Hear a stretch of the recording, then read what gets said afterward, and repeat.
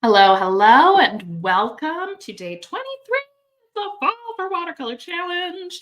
Today we are going to be painting bats, and we're going to be doing this using a technique where we use negative space. So we're going to be painting a bunch of layers of bats. And each layer that we build up, we are going to leave more and more bats kind of like unpainted. So I've cut out this little bat stencil.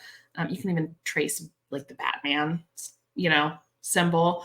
If you're not into bats, you could do this with pumpkins or even like circles. It can be really fun to do just like as a meditative exercise. We will have a lot of dry time. So, blow dryers, always welcome and recommended. Or just a lot of patience. But hopefully this tutorial won't be quite as in-depth as the last couple ones because I know we need a little breather. So I am going to do mine kind of at angles, and I'm going to draw like two. I think I'm going to do 2 or 3 outlines on this level. And what we're going to do is once we trace our little outline, we'll paint around the bat. So these ones will remain unpainted the whole time. And as we add on layers, we'll keep painting around all the bats. Okay. Alternately, you could totally do it the other way where you just paint the bats and then you keep painting the bats like wherever they are. And it would create a cool kind of like layering effect as well. But this one, we're going to talk about negative space because it's going to come handy when we paint tomorrow's design, which is a graveyard. So let's see. And then I might do one like that's fully on the page. Okay, so there's 1, 2. No, I don't know. I don't know that I really have room. Okay. Let's do, no, I think, okay, we'll do like a little one kind of poking out here. Yeah. Okay. The 2, here, let's do it right here. Up on the corner. Like this little booty hanging there. Okay, there we go. All right, so what we're going to do is paint around it. I think like a size 8 would be good for my shape. I've got a nice absorbent size 6 here. And pick whatever color you want. Let's just pick one color this time. I think I'm going to do my Da Vinci Violet. And I'm going to make a really light wash. So a lot of water, a little bit of paint. I'm making a nice big paint puddle over here. You can't really see it because it's too far over. But now what I'm going to do is I'm going to work my way from one side of my page to another. And fill this in. So my folks in drier climates, just make sure you've got nice juicy paint puddles. You're using a really absorbent brush. And if it dries, if you get weird dry lines, it's okay. We're just practicing, okay? So I'm just going around the edges of my bats. And if there's ever a spot that you feel like I think it's getting kind of dry over here, so I'm just going to throw some water, like a big water puddle there. And I can always bring in more color later. And that's going to help keep that, I'm going to call it like the live edge, like the wet edge of your painting.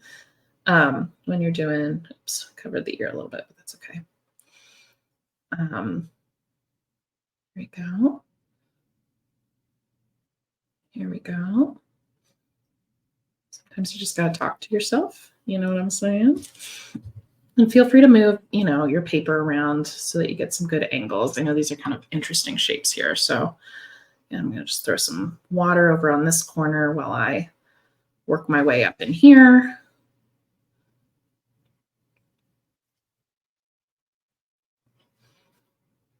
Okay.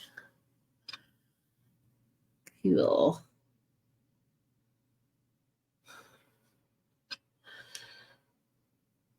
Doodle-oo-doodle-oo.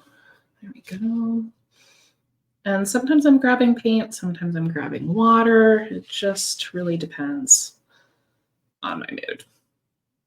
Or, I don't know, whatever. Like if I'm feeling like it's getting a little darker, I add water. If I feel like it's getting a little too light, then I'll come in with some paint. And getting a big even wash across your whole painting is definitely something that you get with practice. So if this is feeling like, oh my gosh, outlining all this stuff and everything's getting too dry, if you wanted to practice just with circles or bigger shapes, that would be a good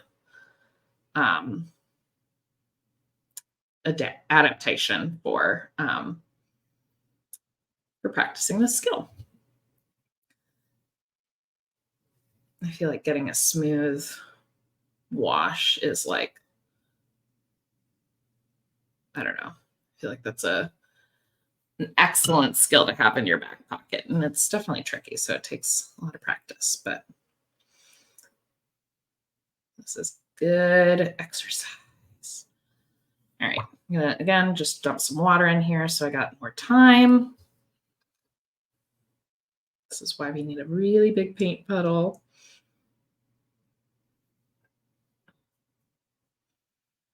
Okay.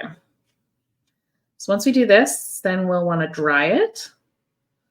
And then we will kind of repeat this process. And as you're repeating the process, you can either use like a darker color, or honestly, if you use the same, so if you use the same purple, like same amount of water mixture, it will darken because you're adding it on top of layers of paint. Or if you want it to be more dramatic, you can actually use like a darker paint puddle mixture. So adding more paint to your paint puddle will help make the layer differentiation even more dramatic. If you're feeling extra cool, you can use different colors. So really cool one on top of purple is like pink, or blue or teal. Okay. I like that. We're going to let this dry and we'll be right back. Okay. Pause. Okie doke. So mine has dried and I have taken my little stencil and I've done a couple more. So as we're doing it, it's okay if it overlaps your previous ones. Just don't draw on the previous ones. Just kind of like draw on the purple part or whatever your extra color is and try to fill in the space. And I think I did 5 here. So you can, what we're going to do now is we are going to paint in between. So don't paint your bats, don't paint your first bats, don't paint your second bats. And we're going to paint in between. So let me grab my brush. I'm using my size 6. If you're kind of doing smaller areas, you can go with a smaller brush. I'm going to keep my paint similar, like paint to water mixture. I want it to stay kind of light. Okay, when we're doing these, I think I do need a smaller paintbrush. Let's grab my size 2 here. When we're doing these smaller spaces, I always like to tap my paintbrush to my paper towel to kind of get those little paint bubbles, like, or little water droplets out. And this helps it from like overflowing that section.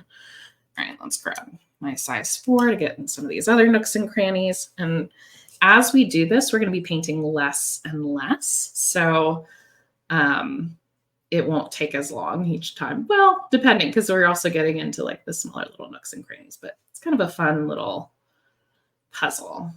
And I feel like this doesn't have the same kind of like blendy effect, but it could be one way to approach doing bokeh lights too. If you want kind of more distinct circles, you know, those like lights when it's, especially around the holidays, where it's like everything's sort of in focus. But then there's those like lights that are just twinkling little circles throughout. So this could be one way to do that if you don't mind that it's not a hazy outline. Like, what the heck are you talking about, Kate? Then just ignore me. All right, so I got in my line a little bit over here in my bat butt. It's okay. Oh my gosh, when I was in elementary school, this like bat woman came to our school, and she talked about like scat, which is the poop. And she would show us owl pellets. I mean, I don't even know. She was just like the bat lady. And she was so cool. And I just remember she would come at Halloween and do her little thing. I just thought it was so cool. Then she would we would look through the owl, little their little poop pellets and see what was in there, check it out. I don't know. You're welcome for that story. Nothing like a little poop talk right now. Sorry. Oh my God. Is my video gonna get banned? Anyway. So yeah, did you have an experience like that when you were a child? Did you also see the bat lady? I grew up in Central Ohio. Maybe we had the same bat lady. Fall crafts and there's just so many things to talk about around fall. But TBH, to be honest, I am more of a holiday Christmas person. I've been loosely considering doing some sort of Advent calendar situation.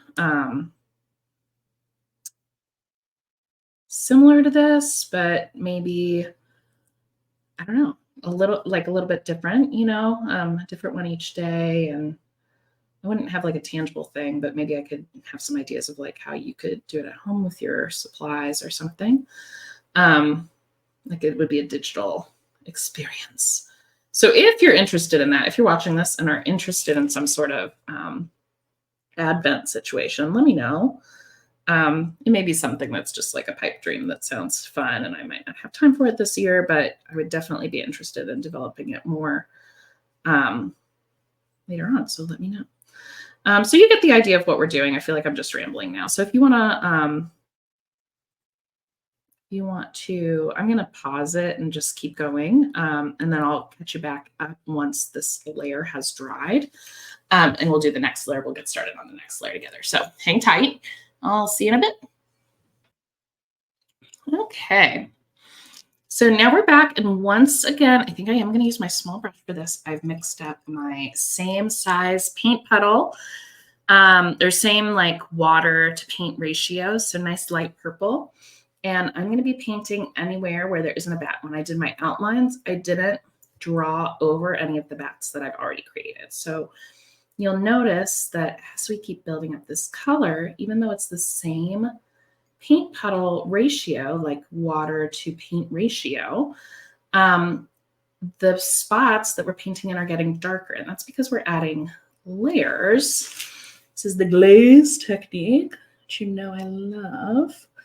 And it is going to just really deepen any of those dark areas. So slowly and surely, we are building up our bats. And once again, as we're getting into the crannies, just tap your brush lightly. Once you fill it up with the paint puddle mixture, just tap it on your paper towel before you go into your painting. And that's going to help you avoid any drips or I don't know if you've ever kind of painted a smaller area and then it just kind of bubbles up and leaves a big dome. And then when it dries, all the pigment is then on the side of your, around the edges of your shapes. And that's because the water kind of pushes all that pigment off to the side and it just leaves an uneven drying and kind of a crispy line, which sometimes I like, and I do that on purpose. But a lot of times it happens on accident. So that's what's happening at that when that happens. So that's why I like to have, especially with little areas, I like to have a lot of control over how much water is on my brush. And that tap to the paper towel or your little, if you have a little rag that you use, is going to be a huge, huge game changer. A lot of times when people are like, oh, it feels like my watercolor is out of control, it's not going where it's supposed to, that simple tap can really amp up your, level up your watercolor. I don't know if I said it weird like that, but whatever. Notice I'm turning my page around as I go.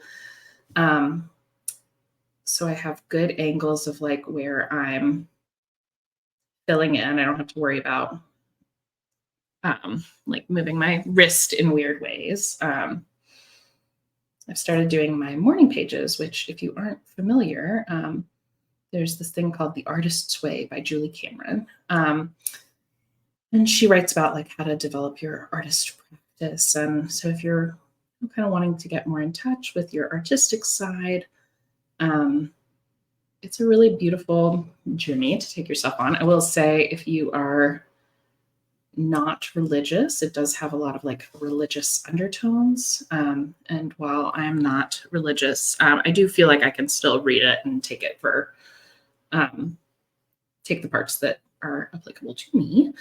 And kind of sift through. But if that is something that is, you know, a trigger topic for you, then maybe like looking at the like Steal Like an Artist. I think Klein wrote that. But that's another good one too. So anywho. But anyway, so I've been doing my morning pages, and that's where you like write 3 pages in the morning. I just did it today. I've been taking a little of a hiatus as we moved into our new house, and my hand is a little sore from all that handwritten work, which is kind of funny. But anyway, so I like to turn my paper around as I'm painting so that my hand doesn't hurt. All that to say, you can turn your paper around as you're painting, so it makes your wrists happy.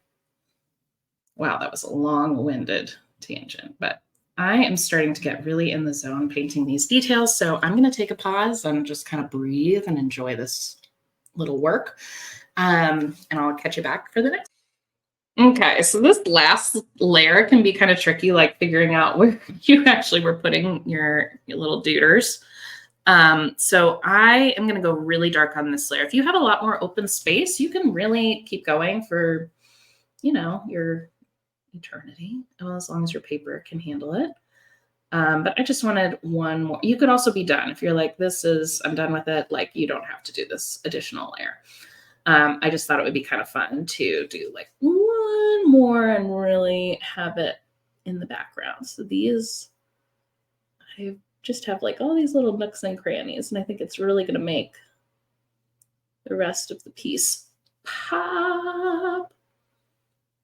Oh my gosh, this is just so fun. Maybe you're not having fun. Maybe you hate this one, and that's okay. But I am really enjoying myself.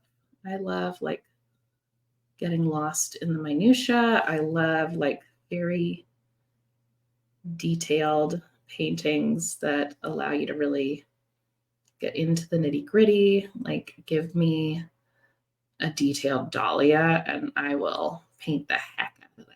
So it's kind of my jam.